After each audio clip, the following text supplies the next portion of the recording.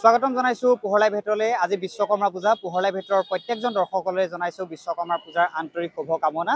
প্ৰবাসৰ তথা গুৰু বৃহস্পতিৰ যুগময়াৰ সন্তান বিশ্বকৰ্মা তথা বিশ্ব ব্ৰহ্মাণ্ডৰ প্ৰথমজন সুনিপুণ কাৰিকৰী অভিযন্তা বুলি যাক কোৱা হয় আৰু মান্যতা প্ৰদান কৰা হয়। আৰু বিশ্বকৰ্মা পূজা শৰতৰ এই প্ৰথম আৰম্ভণিতে অনুষ্ঠিত কৰা হয়। আৰু আজি বিশ্বকৰ্মা পূজাৰ উপলক্ষে সমগ্ৰ দেশতে আচলতে বিশ্বকৰ্মা পূজা খুব উলহ মালৰে আয়োজন কৰা হৈছে। আৰু ব্যতিক্ৰম নহয় অসমৰ যি যোৰহাট জিলাতো ব্যতিক্ৰম নহয়। যোৰহাট জিলাৰ বিভিন্ন অনুষ্ঠান প্ৰতিষ্ঠানে বিশ্বকৰ্মা পূজা আয়োজন কৰিছে।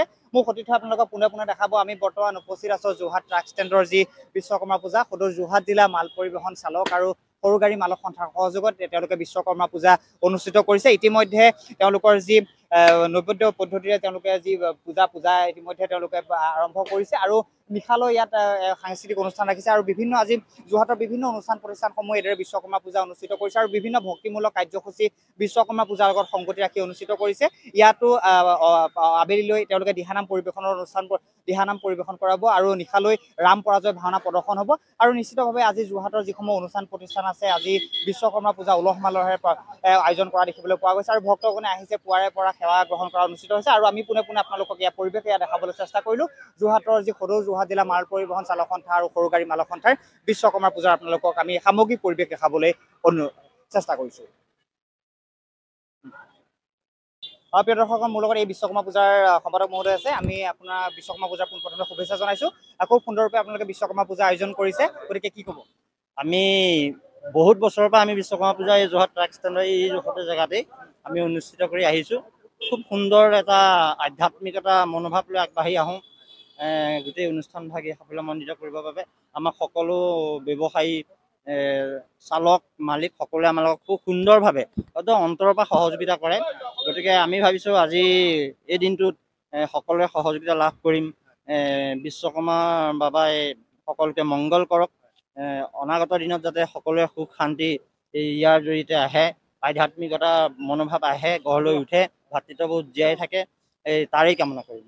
বছৰটোৰ প্ৰায়কেইটা দিনে আপোনালোকে কৰ্মব্যস্ততাৰে থাকে। আজি দিনটো আপোনালোকে সকলোৱে সম্প্ৰীতি এনাজৰীয়ে বাবা বিশ্বকৰ্মা আৰাধনা কৰিছে, আগন্তুক দিনসমূহৰ সুখ আৰাধনা কামনা কৰিছে। গতিকে কি ক'ব আৰু কি কাৰ্যসূচী আজি ৰাখিছে? আজি আমি দিন আৰু ৰাতি যোৱা কাৰ্যসূচী লৈছোঁ। এতিয়া মূৰ্তি প্ৰতিষ্ঠা হ'ল, পূজা অৰ্চনা কৰিব। তাৰপিছতে গুৰুজনাৰ ধৰ্মীয় ৰীতি নীতিৰে আমি নাম প্ৰসংগ কৰা হ'ব, প্ৰসাদ বিতৰণ হ'ব। তাৰপিছতে ঠিক 2মান বজাৰ পৰা আমি এটা মুখ্য আকৰ্ষণ ৰাখিছোঁ দিহানাম। ৰাতিলৈ গুৰুজনাৰ এখন মহাপুৰুষীয়া নাটক আমি ইয়াতে অনুষ্ঠিত কৰা হৈছে। এই লাদৈগড়স্থিত এটি শিশু শিল্পীসকলে ভাওনা কৰিব।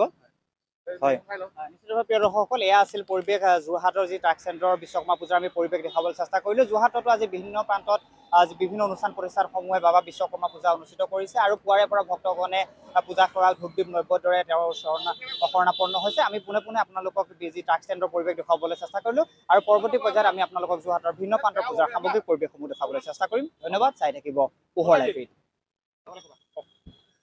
হয়, আপোনালোক সকলোলৈকে আমি বিশ্বকৰ্মা পূজাৰ শুভেচ্ছা জ্ঞাপন কৰিছোঁ। ঐতিহ্যমণ্ডিত যোৰহাট জিলা ট্ৰাক ষ্টেণ্ডত বিগত বছৰৰ দৰে পৰম্পৰা ৰক্ষা কৰি বিশ্বকৰ্মা পূজাভাগি এবাৰ আমি অনুষ্ঠিত কৰিবলৈ লৈছোঁ। আৰু বিশ্বকৰ্মা পূজাৰ প্ৰাক্ষণৰ এতিয়া প্ৰথম কাৰ্যসূচী হিচাপে আমাৰ মূৰ্তি প্ৰতিষ্ঠাৰ পৰা আৰম্ভ কৰি মূৰ্তি পূজা আৰম্ভ হ'বলৈ লৈছে।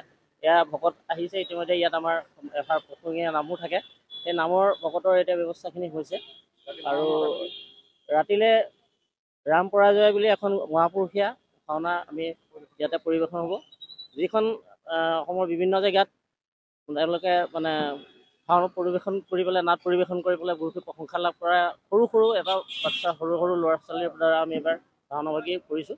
আৰু আমি আপোনালোকৰ জৰিয়তে সমূহ যোৰহাটবাসী তথা ইয়াৰ দাঁতি কাষৰীয়া সকলোকে ৰাইজকে আমি সাদৰেৰে নিমন্ত্ৰণ জনাইছোঁ। সকলো যাতে আহি আমাৰ এই অনুষ্ঠানভাগি উপস্থিত থাকি সাফল্যমণ্ডিত কৰিব বুলি আমি আশা ৰাখিছোঁ।